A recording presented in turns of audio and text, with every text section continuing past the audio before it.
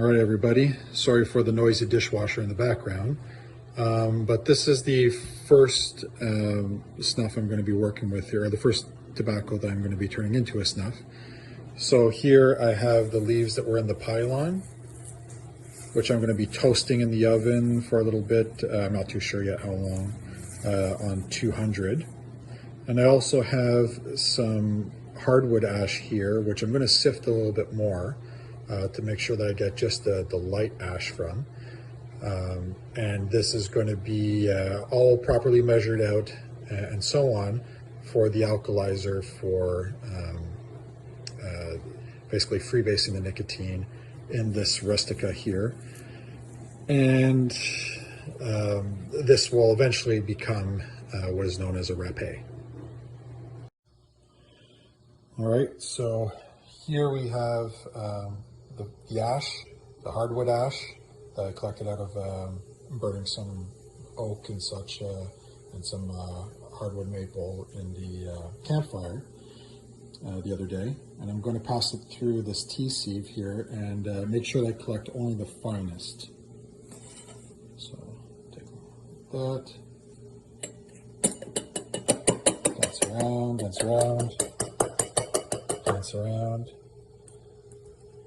And you'll see down below there's that fine little particulate, that fine ash, and that's what I'm going to be doing here. So I'll check back in when I'm done. All right, so after about 45 minutes of sifting with the tea sifter, I now have an extremely fine hardwood ash. And if we go over to the tobacco station, I now have some very lightly toasted, more so on the bottom here, tobacco leaves, which I will be grinding up and sifting as well. So when that process is done, I'll check back in.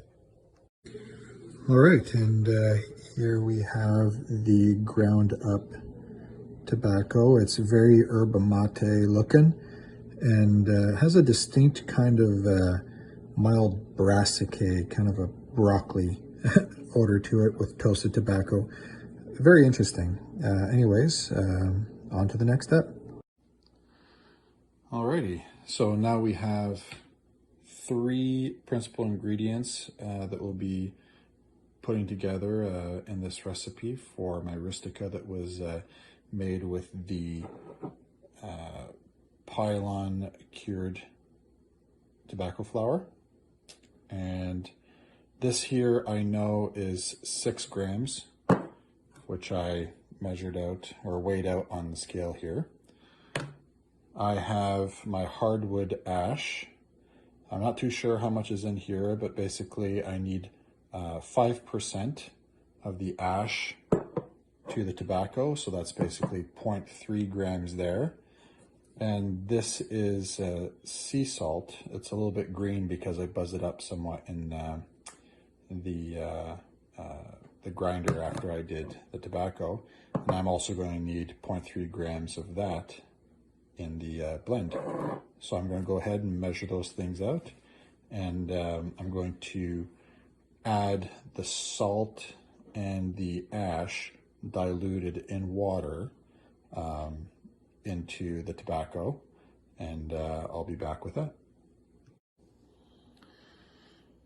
Alrighty, I have my quantity of water, which is just enough to dissolve the ash and salt, which I'll then mix together.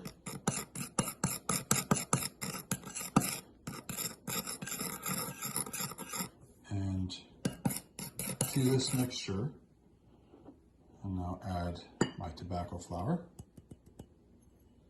I'm going to give that a good blend. Now the ash acts as the alkalizer to freebase the nicotine, which is available in the tobacco. And the salt is a preservative, also enhances a bit of the characteristics and the flavors. Once this is all good and blended together, by the way, this was warm water that was added, and it's just enough moisture that everything is dissolved and worked through, just like so.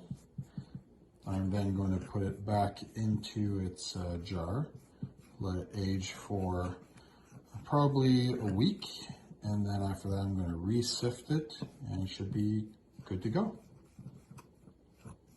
I'll